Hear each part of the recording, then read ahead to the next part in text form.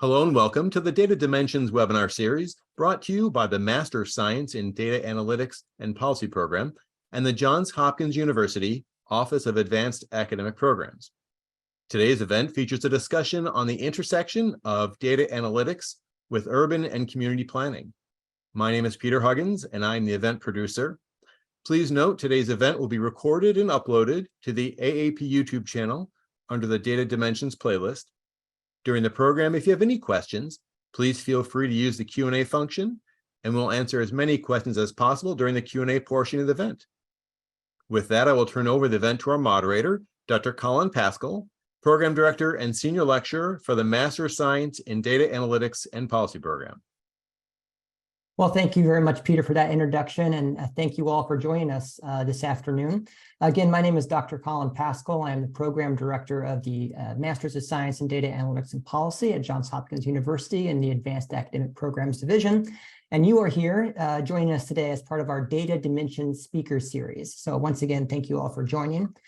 And I'm very pleased today to be joined by Joe Minicozzi, who is the principal of Urban 3, an economic and tax analysis firm that is focused on urban planning and community development. Prior to creating Urban 3, Joe was the executive director for the Asheville Downtown Association, and he is an urban planner that imagines new ways to think about and visualize land use, urban design and economics, and city planning. Joe founded Urban 3 to explain and visualize market dynamics created by tax and land use policy. He holds a Bachelor of Architecture from the University of Miami and a Master of Architecture and Urban Design from Harvard University. And in 2017, Joe was recognized as one of the 100 most influential urbanists of all time. So I thank Joe very much for his time today. And I'm very much looking forward to his insights and his presentation, which I think will cover a wide variety of topics and should be engaging and interesting for all. If you do have any questions as we go through, feel free to drop those into the chat. And I believe that afterwards we'll save a bit of time to address those questions and have a wider discussion. So thanks again all for joining. Thank you, Joe. And I'll give it over to you. Thank you, Collin. And thanks for having me here. Let me go ahead and share my screen. Okay. So I'm going to fly through a lot of information in all of this. And basically what the work of our firm is, we're known in the data space of analyzing cities, but really we're data-driven storytellers. We try to help people understand and comprehend what's going on with public policy so they can be more effective at changing policy. My story starts in college. I went to University of Miami where this movement was happening called New Urbanism. And so these are the people of these are the shoulders that I stand on, all of these folks that started challenging the way that cities were designed. Was frustrating. My professors were actually the ones circled in red that all had an influence on me. And it was sort of frustrating to me that they were showing us the suburban bias that was baked into the system and how we were basically, pummeling our cities with cars and making suburbia happen. How is it that they weren't being heard? Or this is 30 years ago now. God, I hate saying that, but that's true. And they weren't being heard. Well, 30 years before them, there were people that weren't being heard as well. Flash forward to today, and we talk about the science of studying the physical and natural world. And we're getting into smart cities and all those whiz-bang technology and all of this stuff. We have to deal with climate change and what we're doing to the earth. There's these ramifications, but we've been here before. If you go back to the 1960s, 30 years before I was being trained, there were folks dealing with the environmental movement and what we were doing to the earth before back in the day. And I want to focus on one person in particular. His name is Ian McHarg. Ian McHarg is very influential to me for a number of reasons, but one is in this book, Design with Nature, very pivotal book. He was actually the first keynote speaker in Philadelphia for the first Earth Day there. But he basically lays it out. He's the godfather of GIS, or is known as that, even though the Canadians invented GIS, but he was the first person to make the arc to humans and say, this is how it works, as sort of a layer cake of breaking the world down. But notice this quote: we have built what one explicit model of the world is built upon economics. Money is our measure. So we have to get people to understand, if you want to move the mouse, you need to move the cheese, that you have to explain to people the effect of things. And I love this quote: the man on the moon will know the price of a gallon of oxygen. So here he is trying to get people to understand what we're doing to the planet by putting a price tag on it. If you can't figure out what a gallon of oxygen costs. Well, what's the cost of a watershed?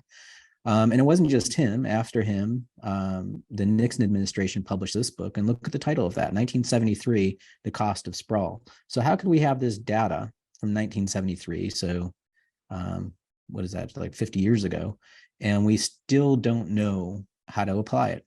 So back to this. I would argue that the system of science is really more related to understanding the structure of our behavior.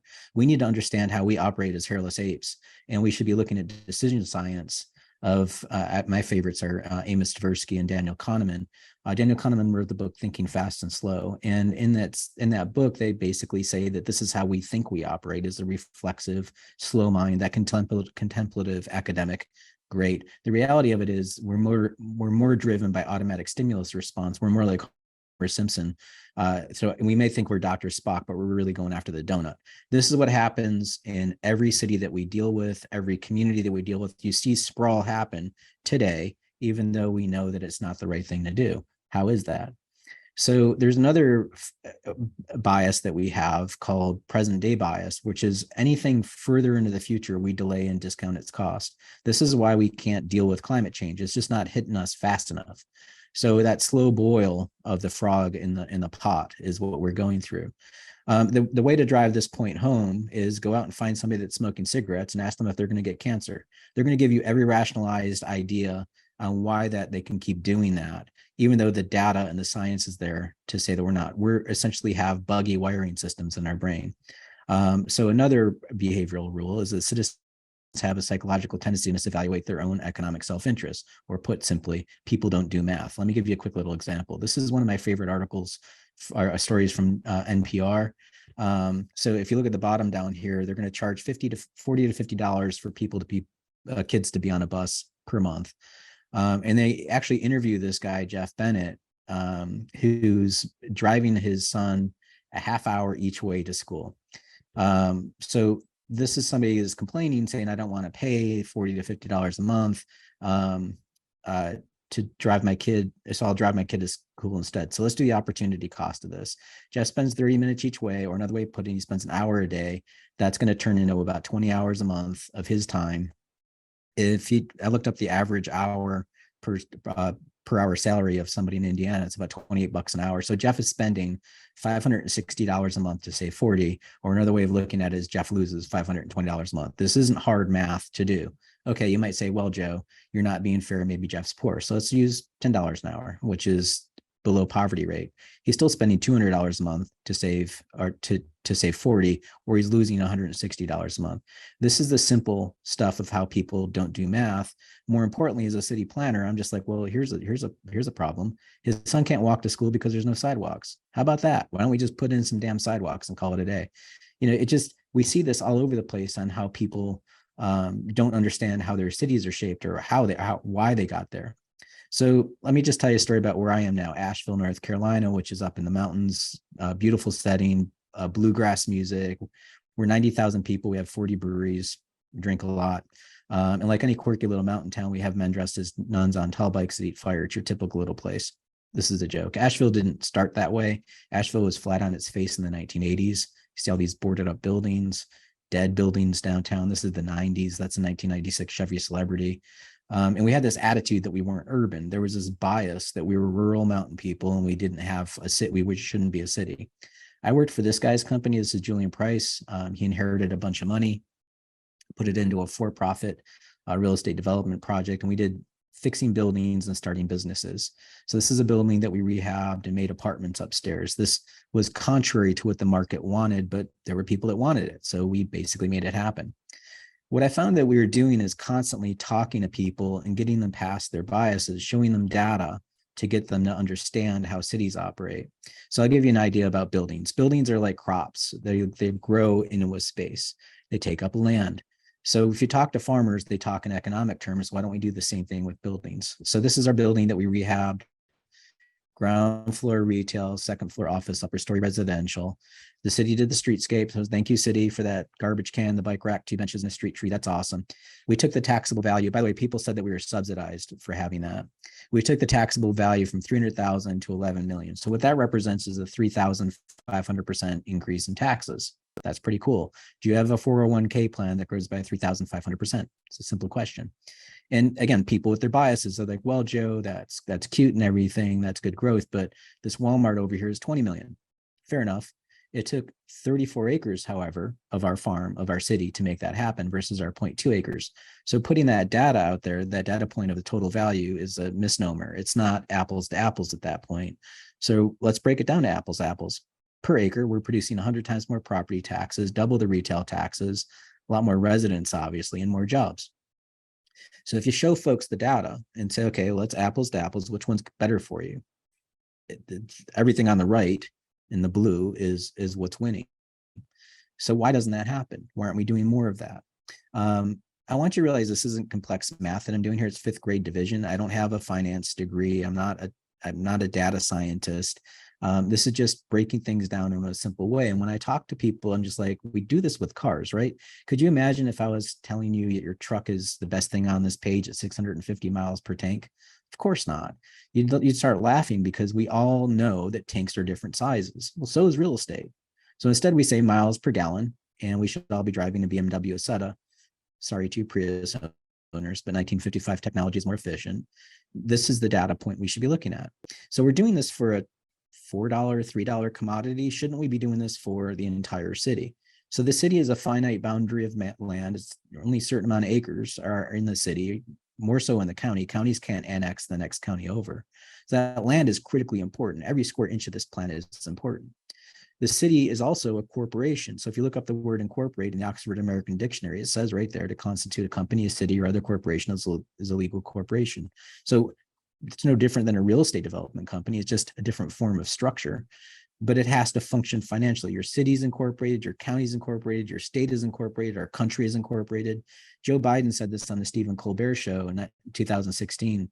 The United States is the largest corporation in the world. I'm such a nerd, I went and looked it up. That's the US code on the bottom of the page down there that lists us as a federal corporation. This is how we should be functioning, and we should be taking that same process of analyzing things in a data point of finance. So my city is worth $14 billion, which is 7 times the value of Ted Turner. So when I talk to my mayor or my city council, I ask them the same thing, that are you doing the math on how this all operates? Or are you just looking at Facebook? Would you expect Ted Turner to just look at Facebook to make a decision? Yeah, we let our political system drive it this way. So we've done this math all across the country, 40 different states now. It's real simple. For every dollar of county taxes, somebody out in the county, single family, is paying to the county per acre. Their brother and sister in the same county is paying about 5 times that in single family. Here's the Walmart, there's the mall. That's a 2-story building, 3-story building, and 6-story building. These are all under the high-rise threshold on Main Street, way more potent than everything else. And it's real simple, folks. If you stack your stories, you're stacking your dollar bills. That's that simple. This could be in Driggs, Idaho, Durham, North Carolina, or Dallas. We see the same thing all over the place. Incidentally, when I first started doing this, people are like, dude, you got a problem with Walmart. What's your problem with Walmart? And you're just misreading me. Incidentally, I spoke at the International Association of Tax Assessing Officers conference, which is probably the nerdiest conference I've ever done. It makes a planning conference feel like Burning Man, but this guy got up at 8 a.m, did this amazing presentation on how cheap Walmarts are. Spreadsheet after spreadsheet. And so, I went up to the microphone and asked him, I said, Mr. Terrell, what's the useful life of one of your Walmarts? And I'm trained as an architect, right? And he's honestly shot back 15, 20 years. We designed the building to depreciate it as fast as possible. We'll build another building and depreciate it down again. We don't care about the buildings, they're throwaway. Okay.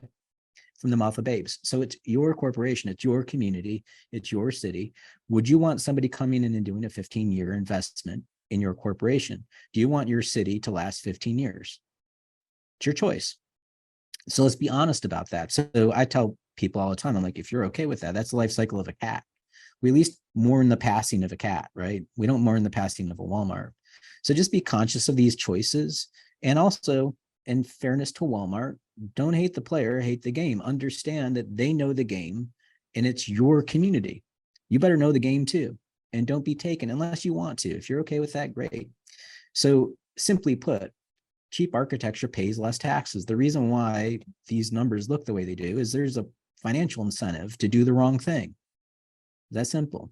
If you have a property tax system, there's a perverse incentive to do a lower value building. So I would say people don't see it because one is we're not talking about it. Two is we're not presenting it in a way that we understand it. So what we do is when we talk to folks, when you see one of our crazy models, it's no different than looking at this as a crazy model of somebody's brain. I can show you your creative thought process in green versus your brainstem activity in blue. Can I do an economic MRI of your community? So this is my county, 350 square miles. I've got non-taxable in gray here. Low value is green, high value is purple. So purple starts at $76 million. This is the total value of my county. So this parcel right there is the Biltmore estate. That one parcel is worth $100 million. Super cool, right?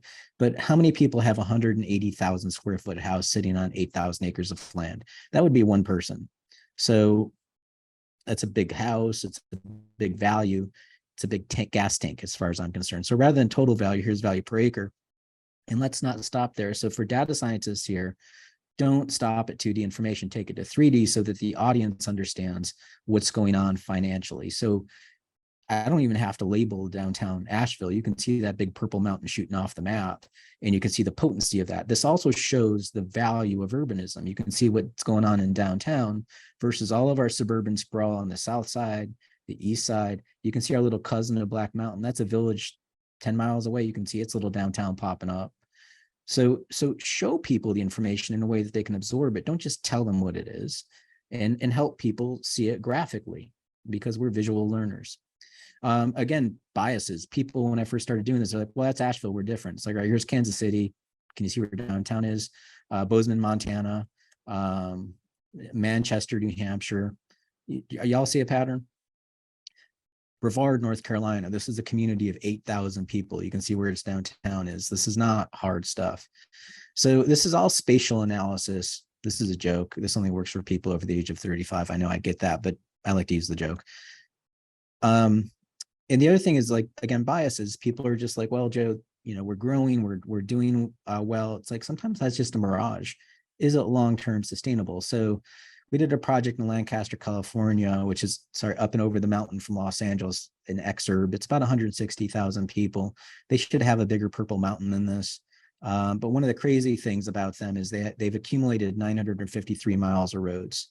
So everybody that has a road in their community has a liability. And the crazy thing is those roads have to be rebuilt. So when you build a road, it has to be rebuilt, in their case, every 30 years. In most cases, about 50 years. But every 30 years, they have to build a road to Portland.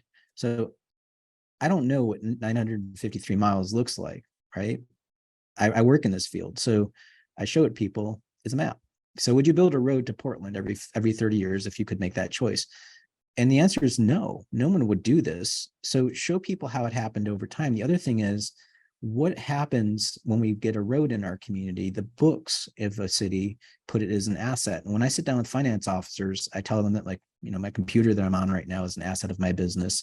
So is our delivery van, or our architecture, buildings.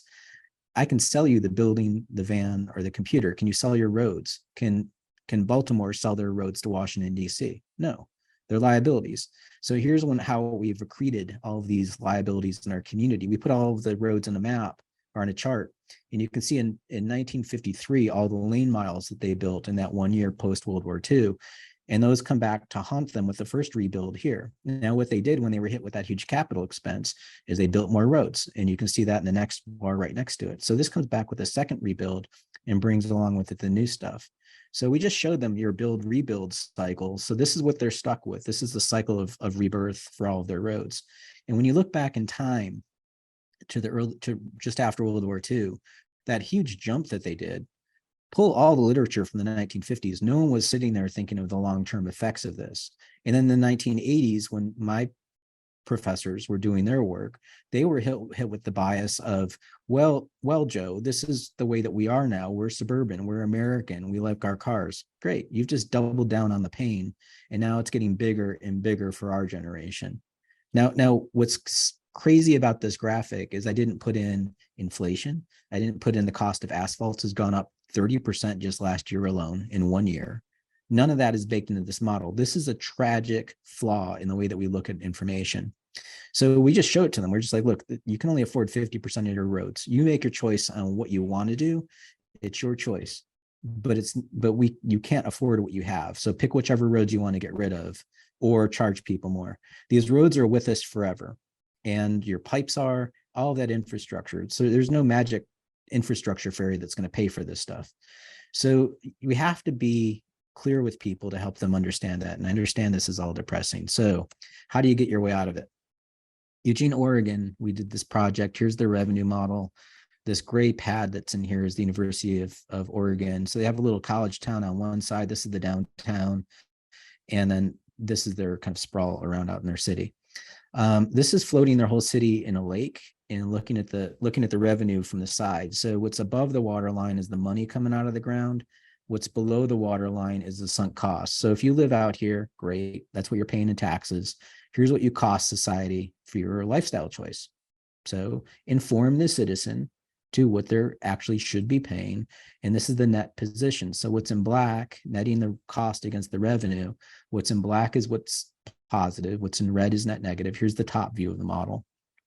And then if you lift this up, like you're looking for a salamander under a rock, this is the spread of subsidy across the model. That's the reality of the position they're in. Show people, help them understand that these choices in policy, this is what you created. You can't afford this pattern. So we broke it all down. I call this the Brady Bunch slide, but basically 9 different ingredients that make the city. We've got residential, mixed use, and commercial, low density, medium density, high density. These are all choices. These are the sticker prices. So let me ask you a question about what the market is. If your government's paying you, what is that, $1,400 a house to live in that house, is it free will that you're choosing to live there? More importantly, is it fair that somebody in a townhouse is twice over the opposite? They're overpaying $1,400. Or let's look at a different way. This is all the stuff that's paying for the city. This is not. So just tell people, show people that information. I also understand that this is not new. This is all back in 1973 data, but you have to show it to folks in the way that they can understand it. So no one wants to read a spreadsheet in a 1973 document or a 2023 document. Help people understand that and also understand the biases. Yes, you want a house. I got that. I want to have a full head of hair. I think you should pay for it. This is basically what's going on in the political system. By the way, this is a joke. I don't really want a full head of hair. But when you look at the market, and 80% of the land use is in that subsidy, that is not a good business proposition. So we told them is like, look, you can keep doing this. You can't afford it, or you can find a different path. So what we recommended is definitely do more stuff downtown. Totally. That's going to make you wealth. But if you look at the north end of the model, it's telling you something. This little thing called Crescent Village on the north side, find 4 more areas to do that. Just replicate that, remove any kind of barriers to get that going so that you can have the wealth to continue to carry the cost of your suburban pattern. So this is taking the lessons of those failures of all of our predecessors and getting past the hurdles that they had because they weren't connecting with regular people to understand it. So we have to get people to understand these are choices. And I'll give you one more other one. We were talking with the city about all of their roads. They have three square miles of roads. If you squeeze all their roads together into a square, it's about that big. So they have a parking lot that size. Their roads go out from Eugene to San Francisco. When we sat down with the engineer, they have an impervious water fee that everybody charges. So water doesn't go through somebody's house. That water goes into a pipe somewhere, and it goes into a stormwater system. So the city carries that infrastructure. I asked the engineer, how much does the city pay for that big parking lot right there in stormwater? And he goes, well, we don't. We're the city. And I'm like, so if I built it in the private sector, I'd have to pay for it, right? He's like, well, yeah. And I said, well, how is that fair? Do y'all follow me? So taking the city and turning it into a square for a second, that's the land area of the city as a chart. Here's all of the impervious surfaces. So these are the things that we can figure out the cost and consequences on. Right away, actually, there's a subsidy we can see here. the roads and the parking are about the same land area. Look at the cost of roads and look at the value of parking. These shouldn't be that far off. So it's going to cause, it's basically all the same infrastructure. It's just asphalt that a car drives on or asphalt that a car parks on. But this is 3 times the value of that. So that's a subsidy. We're undercharging for parking. Secondly, the stormwater system to carry the cost for all that impervious surface costs about $450 million to just make that happen. The engineer said yes. And I said, follow me on a thought process for a second.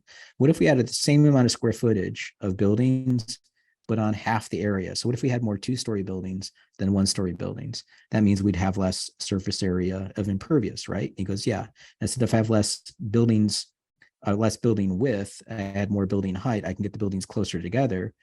And that means I'll probably have less roads and less parking too, right? Because we're having a more compact city. And he goes, yeah. And I said, so I just saved you half your stormwater system. He's like, yes. I said, so let's say we went back in time and asked our mayor and our city council, what's the best way to blow through $220 million? Should we expand the city, or would we send every child to like Stanford for summer program? Like what would you do with $222 million? And I would argue that our predecessors it wasn't that they were ignorant. They just didn't have the idea put forward to them of the long-term costs and consequences. Every city across America has done this. We've just accreted and grew without thinking through the long-term obligations and effects. So that's no small change here, folks. This is $200 million that they've blown. So our government is kind of set up in this sort of habits, this kind of old analog technology. We're in a new world now. Why aren't we using the technology in a way to kind of figure it out? And, you're going to be challenged, particularly with your skills on going into the direction of whiz-bang technologies, coming up with all of these kind of sensors and whatever else. Meanwhile, the whole system of our government is that phone on the left. We have to change the phone first. So, the other thing we're seeing is we're not seeing thinking across silos. All of these things are connected. This is a quick example of Indianapolis, Indiana. We're working on this thing called the Blue Line, which is this transit line that was going across. The transit company a transit agency was our client. The city was a partner, if you will. But we showed the city, this is your building footprint, these are your parking lots, this is how you consume your land. What was kind of interesting is, again, back to how you use your land. You've got buildings, parking, roads, and then everything else, your berms, buffers, backyards, whatever. But water's not taxable, but this is how the money comes in. Notice the difference here in parking versus roads, even though parking and roads are about the same area. Again, that's the subsidy. So you're getting all of your money from your buildings. So for people that don't like buildings, that don't like development, well, sorry, that's where you get your money. It's also how you live in your city. But looking at the transit area and a walk shed from each bus stop outward 5 minutes, we drop downtown out for a second. One of the things that was kind of amazing about the data was this. So when I was presenting to them, I said, this is a little mind blowing to me, folks. 36% of your transit shed in the middle of your city is surface parking. Countywide, it's less than that.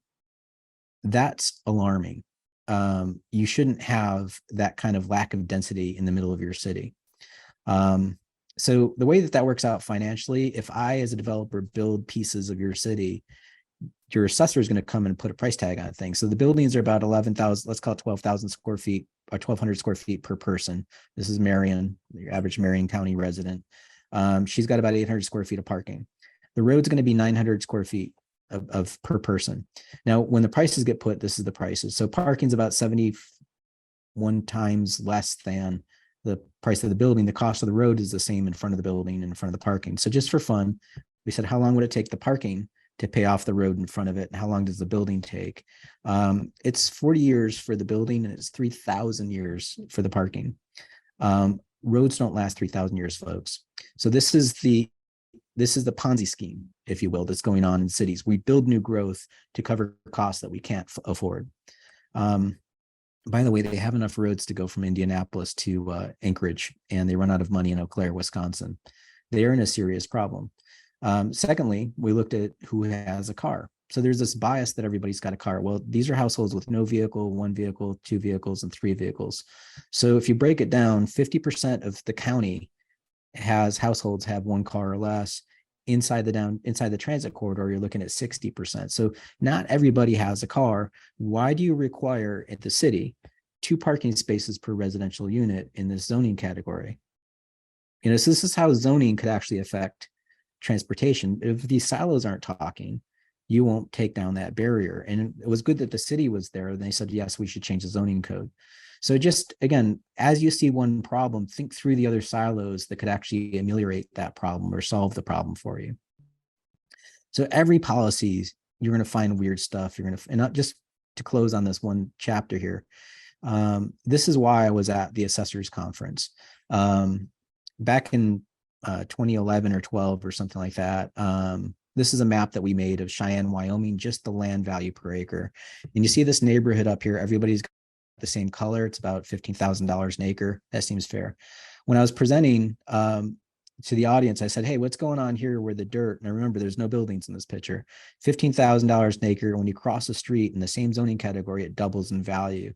And the assessor raised her hand and just blurts out into the room, no, you don't understand. And I said, what am I missing? I said, this is the same zoning category and same police district, fire district, everything. She goes, no, this is a bigger parcel of land. And the larger the land you have, the lower the value. The mayor started laughing and almost spat coffee out of his nose. And I said, hold on a second. So I can use more of your land and you're going to give me a discount? And she goes, yeah, that's the way our standards are, that there's less people that can afford larger tracts of land. So if you have less people in the market, there's going to be less of a demand. I said, does that work that way for other commodities like diamonds? If I get a bigger diamond, is it cheaper? Surely there's less people that can afford a bigger diamond, right? And she goes, no, that's different. I'm like, how? This parcel has 3 miles of streets around it. This parcel has 200 feet of streets. Do you give me do you charge more for the infrastructure? She goes, we don't care about the infrastructure as part of the assessment. So hold the phone here, folks. I can take more of your stuff and you're going to give me a discount and you don't care. And she goes, yeah, that's our standard.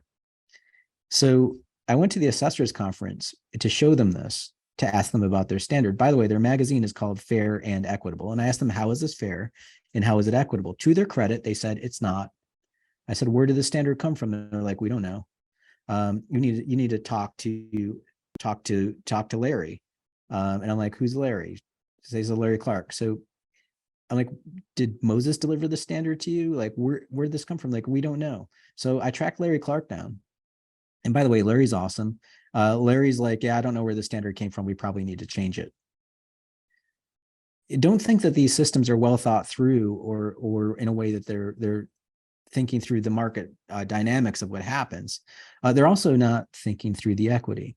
So this is my last chapter on this piece. Let me just kind of fly through this pretty quickly, but there's a lot of stuff baked into how cities operate and the ramifications. Those earthquakes started long ago. In 1934, there's a term called redlining that happened in a lot of communities where we changed mortgages from 7 years to 30 years, but people had to make maps with 4 colors. A is good, B is desirable, yellow is declining, red was hazardous. You were deemed hazardous real estate by the color of your skin if you were Black, or by the infiltration of immigrants. So from 1934 to 1968 was when it finally stopped happening because it was deemed unconstitutional. I'll give you an example up in Tacoma, Washington. So here's their red line map. This is a map that's got mixed South Europeans. So this is, at that time, it was Italians. So people like me, watch out. So my family or predecessors, if they were living in Tacoma, they wake up one day, they can't sell their house because no one can get a mortgage in the red-lined areas. That would go on until that map changed. But as an Italian, I could move to a neighborhood that maybe was yellow. I could change my name to Smith. Let's look at this little area right here, this little tiny little dot right there. So that's 9 square blocks right there of real estate. Let's just go ahead and read the documents. This was written in a federal document. There are several Negro families, 3, who are known in the property of this area. This constitutes a sufficient hazard to justify a 4th grade.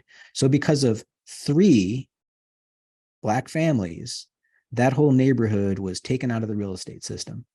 That's how nefarious this was. And this started the change of cities from 1934 to 1968. So when we were doing Kansas City, they asked us to look at redlining, and I'm like, yeah, hell yeah, I can see it right there. Right when you cross this one street, Troost Avenue, look what's going on the east side of that. So remember, we stopped doing redlining 54 years ago.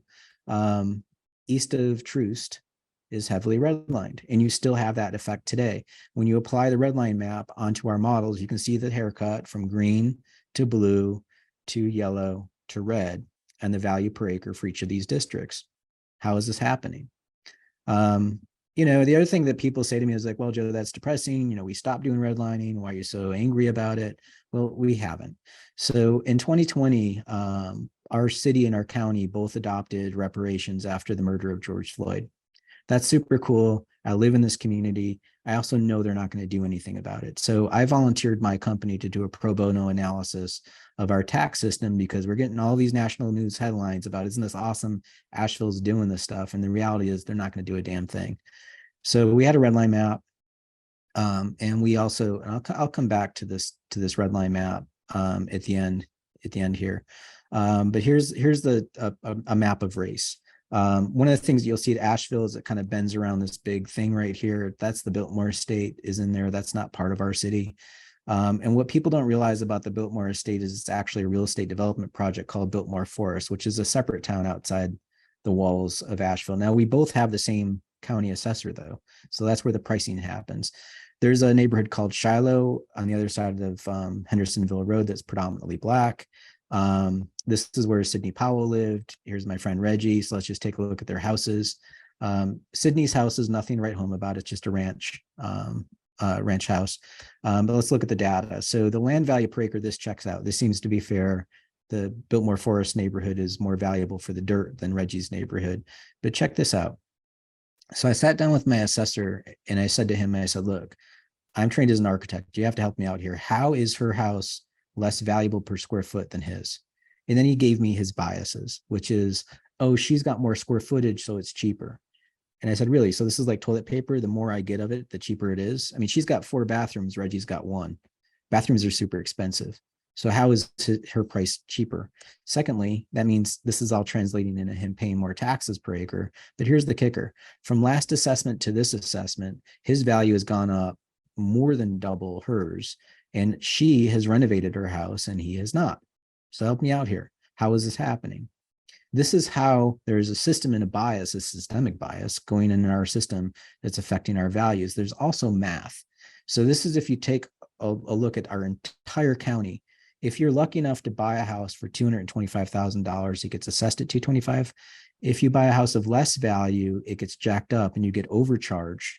In our community, it's about $1 million a year. And if you're wealthy, you get a happy little discount of about $5.9 million. So that translates into a $7 million subsidy per year in my community to the wealthy in our community. So I showed this to our county commissioners and said, well, if we adopted reparations, the first rule of reparations is do no harm. This constitutes harm. So there's also laws. Our law in North Carolina says that the true value shall be the price in which somebody is going to pay for it and what somebody will buy it for. So let's look at how the rubber meets the road. Here's a house. Here's what the computer assessed it for. This is the CAMA model. So there's a big sophisticated computer model that runs that price. Here's what it sold for. So we have an answer to that test, right? What somebody will pay for it. So be it not for that transaction, the person that lived in that house would have overpaid 16% for their house, for the government. Now the assessor corrected it. That seems cool, right? That's legit. It follows the law. Here's another one. Computer, human. Okay, so it was undervalued. The human brought it up. That seems cool. Now let's look at how policy is applied once we go from poor people to wealthy people. Let's change scales. Here's what it sold for. Computer says, if your child brought home a test score of 50, how would you treat that person? You would talk to your kid, you would talk to your teacher, all of that stuff. We showed this to the assessor and we said, your math is wrong. And he's like, no, it's not. Here's how the human behaved with the test score right there. That shows the bias. Now, yes, they did bump it up a little bit, but it's still very far off 100% with the test score right there. Here's another one. And this is my favorite. I mean, just the moral courage to bring it up 1 whole percentage point. I mean, this person deserves a cookie or something like that. I mean, that's crazy. So what does this translate into? Well, this person on the far left, them and how many of their neighbors are covering the subsidy of that one house? Well, it's about 5 properties subsidize one house on the side of the mountain. Does that person on the side of the mountain deserve that subsidy? That's what I'm asking my county commissioners and people in my community. I don't think they do. It also goes against our resolutions. So the other thing we found out about our assessors, they're not even using technology in a way that could help them. We showed them this. We're like, look, just do something like this. This is just a value change in the dirt. You have Esri software. We do too. We all know how to use it. And the model will show you where there's an error right there. The other thing is question how things are laid out. I'll give you one more example of this. This is where my office is. And if we walk across the street into my neighborhood, we showed this to the assessor and we're like, what's going on here when you cross the street and the dirt shoots up like this? He's like, I don't understand what you mean. That's a different tax neighborhood code. And I said, wait a minute. So within my neighborhood, there's different tax neighborhood codes. And he's like, yeah. And I said, shouldn't they all be the same neighborhood? He's like, well, I don't know. I'm like, who drew that map, Keith? And he goes, I don't know. I said, how do you change the map? He's like, I don't know. So here's the results. When you look at the land value change between 2 properties, just straddling a property line, it's a 200% difference. I will tell you as a planner, this is an old streetcar suburb. The streetcar ran down Montford Avenue. All the rich white people were on Montford Avenue. All of their help lived a block or 2 away. So the legacy effect of what we saw with redlining is actually still in our property tax system. It's just got a different name called neighborhood tax codes. But the same effect and bias is perpetuated through the system. So we go back to Reggie's neighborhood. Here's how, the assessor will say to me, Joe, you know the law. What the market sets as value, that's what the new value is. Okay, so it's called gentrification, right? So you see how all of the neighborhoods are the same value height. Got it. When you go over to the rich neighborhoods across the street, I see 2 transactions. Why did the rest of that neighborhood not get affected? That's a bias of how the policy is applied. So even though the law says you should be consistent, even though the law says you should be valued in a certain way, why are you practicing it differently on the other side of the street? So I'll just give you one example of that. This is a 16,000 square foot house with 22 acres of land. Very, very valuable property. Here's his tax bills. So in 2011, it was $4 million. And somehow 10 years later, it's lost $1 million. It's lost a quarter of value in the last 10 years. How are houses in my community going up in value, but for the rich neighborhoods? On top of that, this should be about a $25 million property. This shouldn't be 3. It's a way undervalued. And so we ran an analysis of the wealthy neighborhood to see which properties are growing in value and which properties are losing value. 55% of the households in the wealthiest neighborhood in our entire state is losing value for a net loss of $40 million. How is this happening? What's the results? So Reggie's neighborhood, when you run the numbers on it, have overvalued and overpaid for their government $1.5 million. In the wealthiest neighborhood in our state is underpaid $4.4 million. That's 111 school teachers we've just given away to subsidize that neighborhood. I was talking with one of my staff about this. This is Lanier. She has this great quote, which is there's an assumption that the errors are random, and our work is that it isn't. When you do the math, when you make a map, people can see it. We also have to accept the fact that we're playing checkers in the middle of a chess match. If we don't understand how the system operates, we're going to be missing what's happening. So you saw that it's classist. Now let's see if it's racist. This is white households in blue, black households in green. You see white households are at their peak of middle of the market is about $20,000 more value than black households. Let's go back to that J curve and apply it. So the majority of black households in my county are overvalued and overtaxed, with 2.4% of those getting the discount. If you're white, you're 8 times more likely. So that tells me that the system is most likely racist as well, or has racist results. So when you apply it back on our redline map, you can see the results across our model. That redline neighborhoods are far outpacing the green line neighborhoods, and that's not fair, it's not equitable, and it's not right. So we're demanding that our county change this.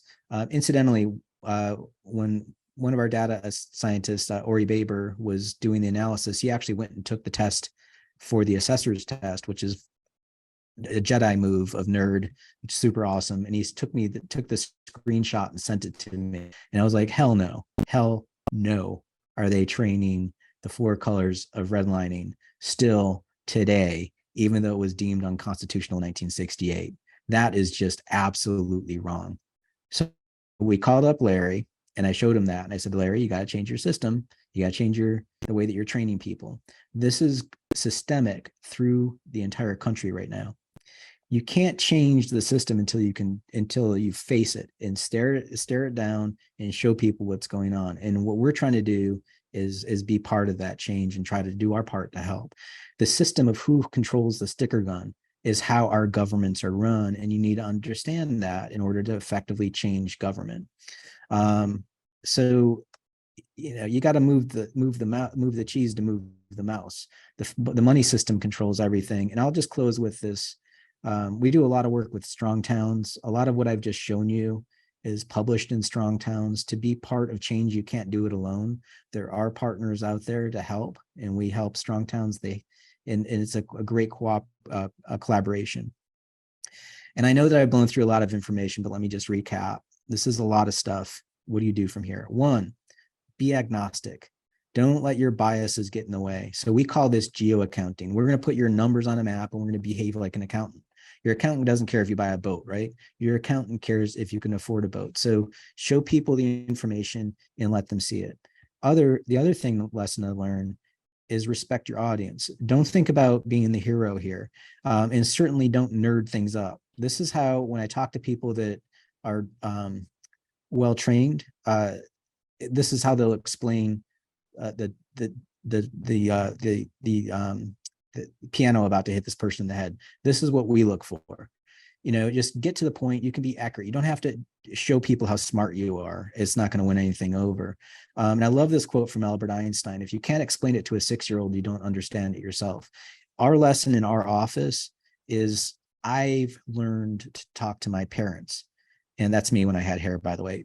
And so I'm not going to overly nerd things. If I can't communicate to my parents or a regular person on the street, then I'm not going to be able to win anybody over. So find a way to communicate.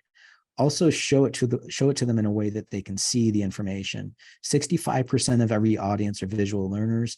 90% of our information that we shove into our brain comes through our eyes.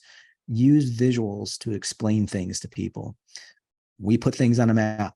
We're not judgy about it. We're just going to show people what's going on in the map and let people be informed. Also, storytelling is critical. That's how we communicate. You want to inspire curiosity. The models and maps do a great job of doing it. Also, coming back to Ian, he knew this.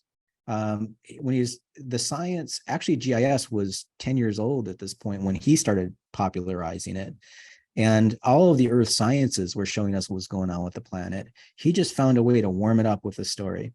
I just delivered a story about my interest in changing how government operates and the why behind it. So warm it up with a story. 4th, you're not the hero. The audience is the hero. The person you're working with is the hero. So you want to be the guide. You want to be Obi-Wan Kenobi. The audience is Luke Skywalker, and they need a guide. They need the Yoda on the back. 5th is be humble. You're learning a lot. You're gonna be well equipped as a Jedi to give information out there, to run around and to go to an audience and tell them that the earth is on fire and they're part of making climate change isn't going to get them to change their behavior. You can't shame an audience into behavior change. When I talk to planners, I hear this all the time about obesity and this affordable housing and all these things. And that's like me dragging you in a room to make you go work out with a bunch of meatheads. Nobody wants to do that. Instead, behavior change takes nudges. So you want to maybe take somebody on a bicycle ride or go for a little walk. You don't have to tell people to lose weight. That's just insulting.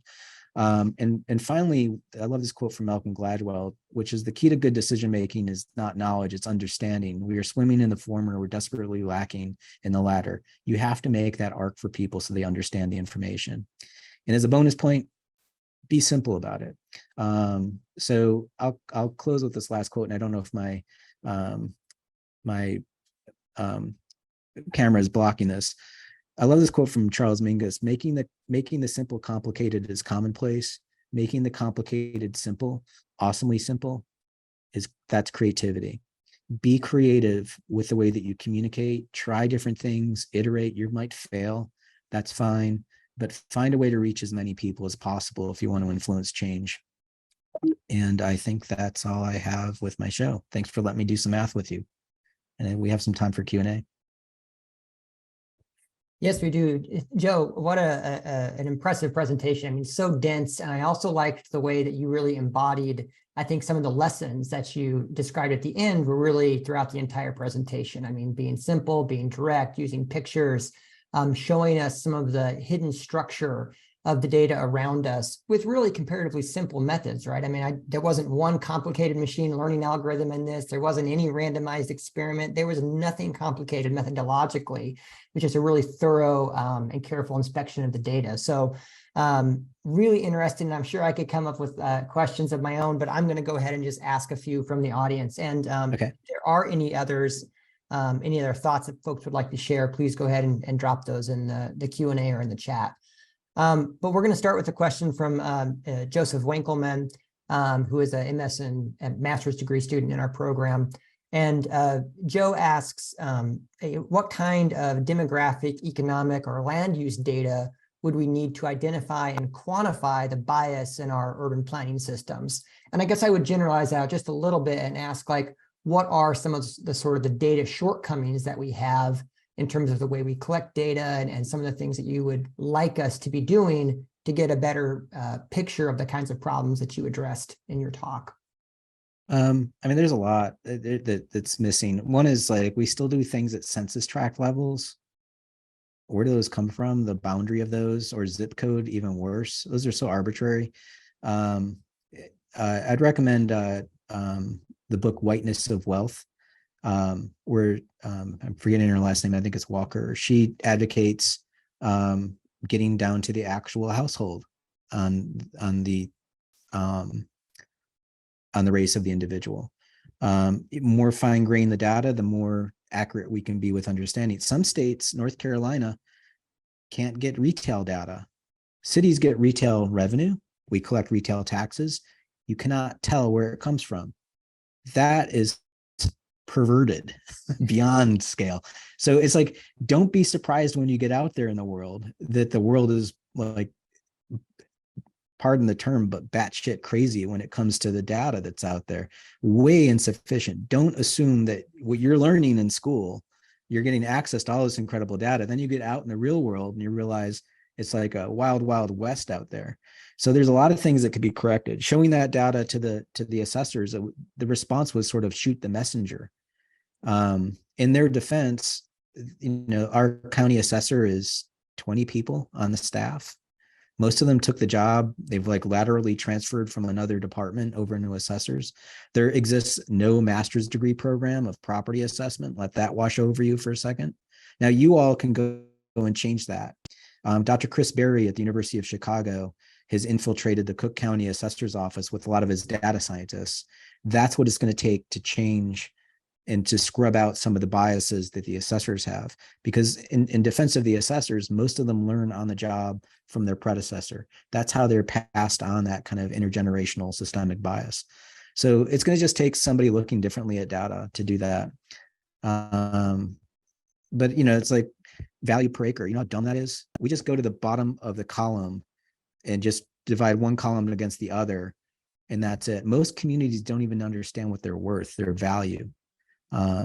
So it's just a lot of the data is here. We're just not using it.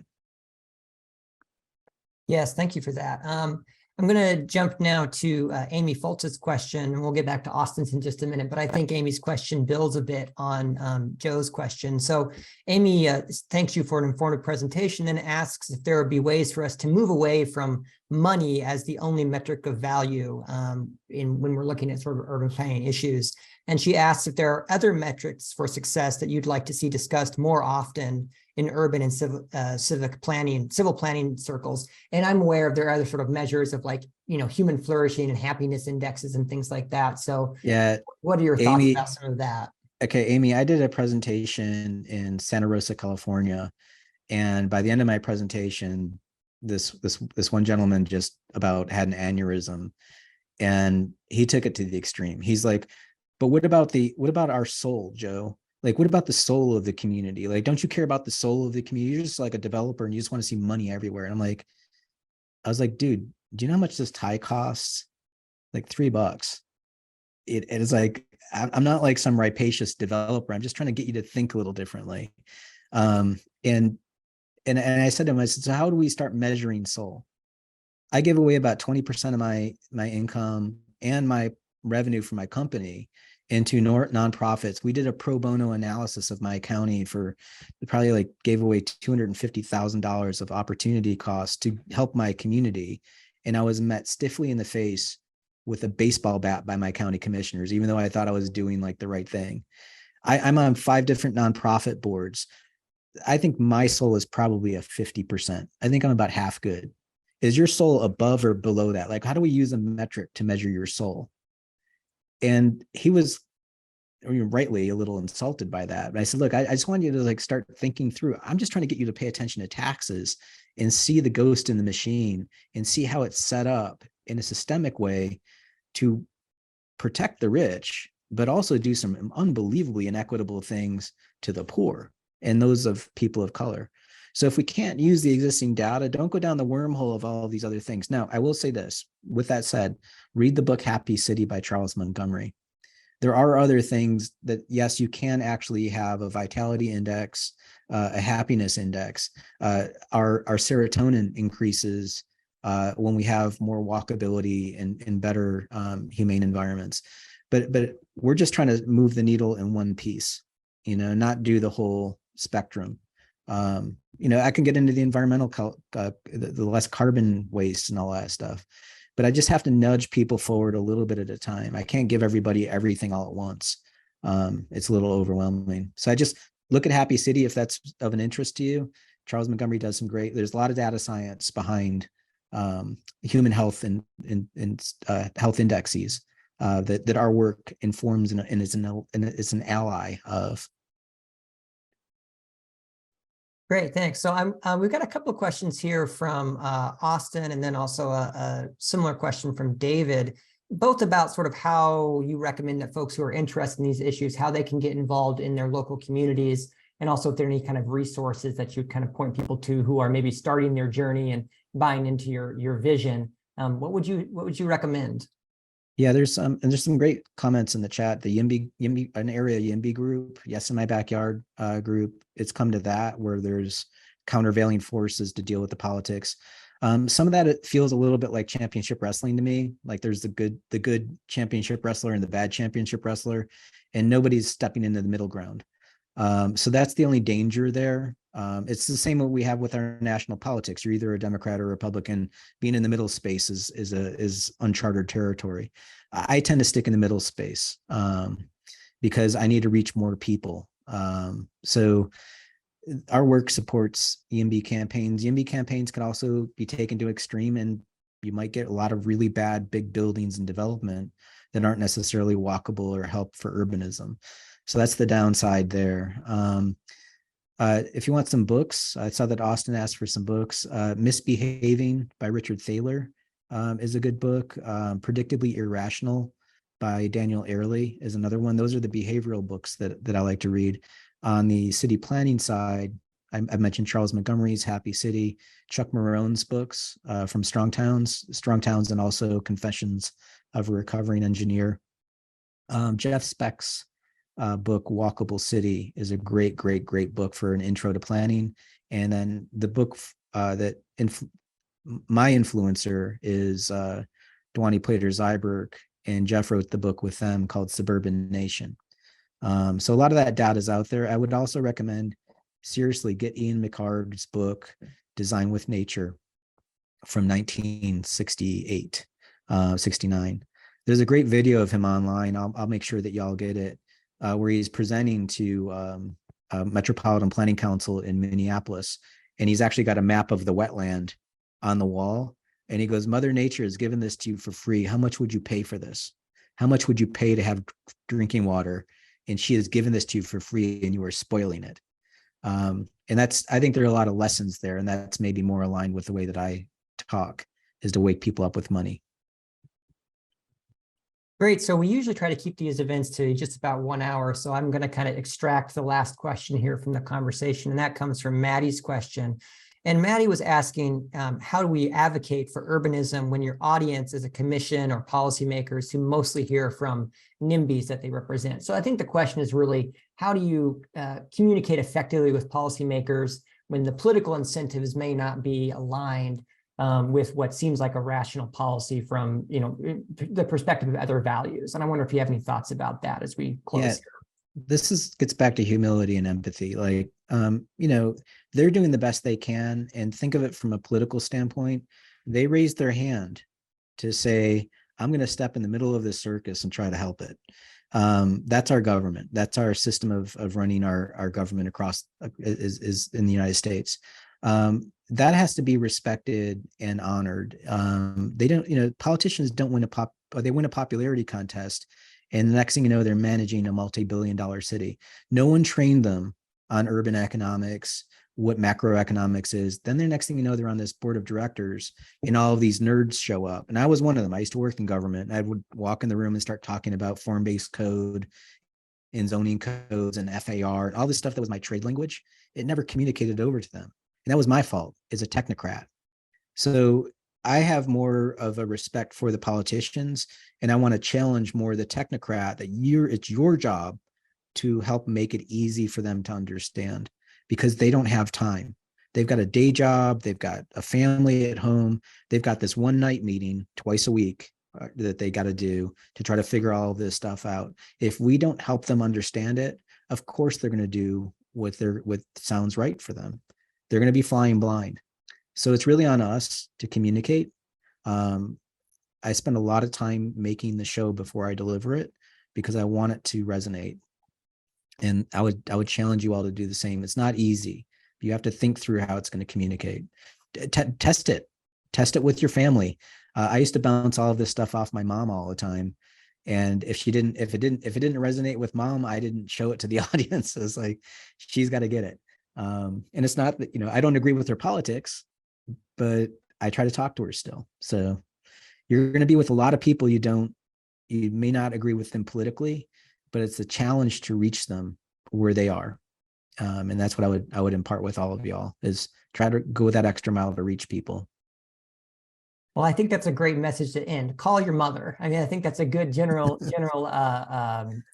piece of advice for all of us. So, Joe, thank you for this presentation. It was very interesting. To everyone who is here, if you want to watch this presentation again, which I imagine you will, given how much information was in it, we will make the YouTube link available on our YouTube page for advanced academic programs. So thank you again, Joe. I second all the thanks that we're getting in the chat, and thank you all for joining us for Data Dimensions today.